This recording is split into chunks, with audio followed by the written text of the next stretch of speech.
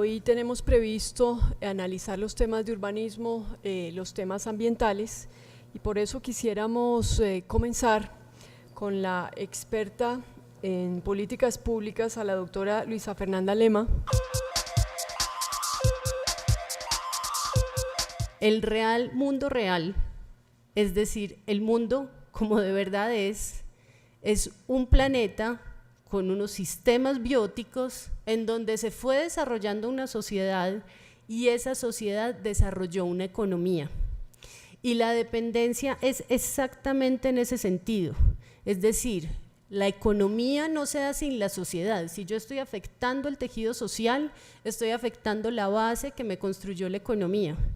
Y si yo afecto el medio ambiente, estoy afectando la base que me sostiene todo, absolutamente todo, que me sostiene la sociedad y que me sostiene la economía. Y por lo tanto, no es un tema de responsabilidad ni de tan querido yo, es un tema de inteligencia. Si yo no tengo en cuenta el recurso natural en mi toma de decisiones y el medio ambiente en mi toma de decisiones, estoy tomando malas decisiones. Puede que no las vea en el corto plazo, pero necesariamente las voy a ver en el largo plazo.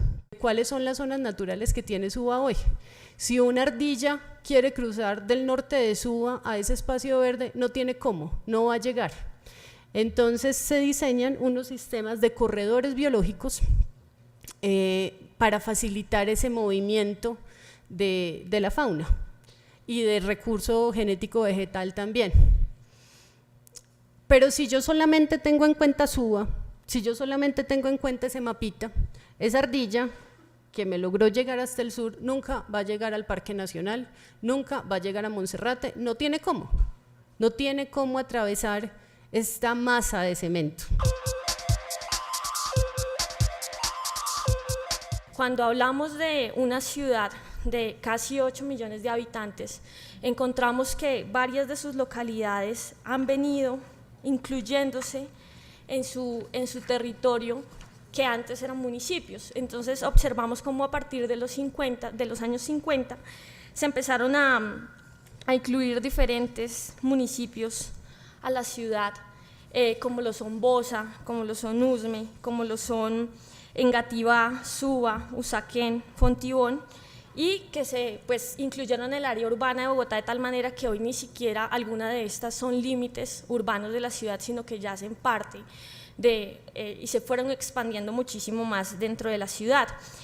Encontramos también que si bien, y como se presenta en la exposición de motivos, hay localidades con muy poca cantidad de habitantes, como es el caso de Sumapaz, hay que entender un criterio fundamental y tiene que ver con la extensión en términos de hectáreas, de la parte ambiental, del uso del suelo que estas contienen. O sea, sería muy complejo decidir, por ejemplo, que Sumapaz tuviera 400.000 habitantes, ¿sí? Porque eso implicaría cambiar totalmente la política distrital de recuperación y de protección del humedal mismo, del páramo mismo, y al mismo tiempo de evitar lo que se ha venido haciendo a través de las modificaciones del plan de ordenamiento territorial, y es proteger precisamente los bordes de la ciudad y los suelos rurales que cada vez han sido más atropellados tanto por urbanizaciones ilegales como urbanizaciones legales a través de proyectos de vivienda de diferente índole.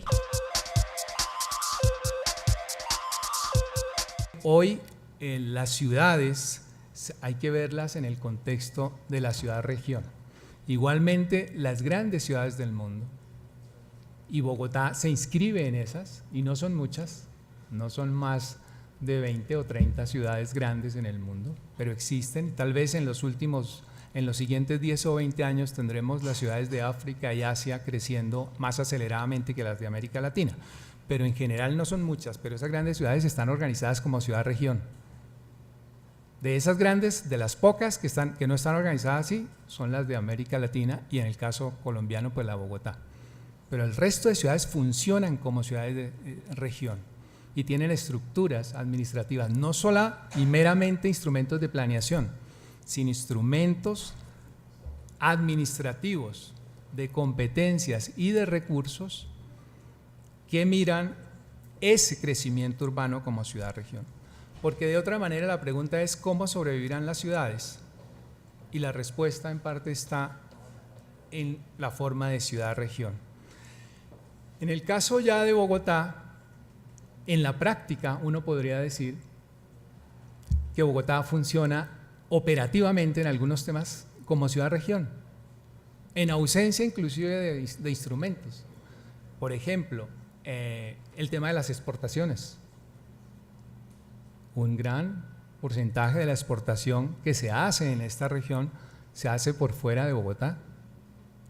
La mayor número de exportaciones se hacen por fuera de Bogotá, en la región, no en Bogotá, por razones que también sabemos nosotros, por qué la industria se fue a la sabana y por qué opera desde allí, etcétera, etcétera. Tiene sus explicaciones, buenas o menos buenas, pero en la práctica está funcionando así. El tema de movilidad hoy está presionando también que funcione. Ya lo mencionaban, el agua, el comportamiento que tiene Bogotá y su relación con el agua y en general la región funciona como una región, porque no es su propia agua y tiene que resolver relaciones con la región en el tema de la provisión de agua. Este es el tipo de análisis que tiene que hacer la RAPE para encontrar soluciones a asuntos como estos. Por poner un ejemplo, pero seguramente hay muchos otros ejemplos que se pueden extrapolar a este caso. Debe pensarse pues esta economía de largo plazo y lograr reducir esas brechas que existe entre, en este caso, Bogotá y la periferia y su entorno regional. Igualmente la RAPE no puede olvidar todo el sector agropecuario en sus distintas dimensiones, la agricultura campesina, la pequeña producción, la agroindustria, porque digamos de esa articulación dependerá la seguridad alimentaria regional. Esta RAPE es una oportunidad para pensarse ese tema, no es un asunto solo de Bogotá, de cómo se provee de los alimentos que requiere la ciudad, sino también de la región, de cómo se da todo ese encadenamiento productivo y económico en materia alimentaria.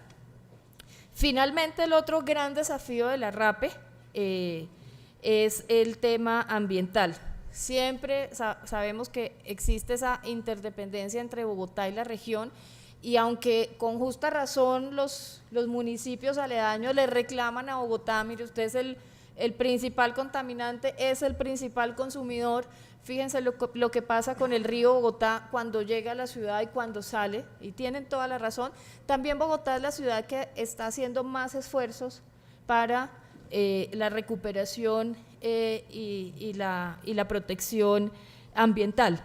Digamos, toda esta prioridad que se ha dado en materia de regalías, por ejemplo, desde Bogotá, para invertir en los páramos, en los sistemas hídricos regionales, me parece que hay que reconocerla.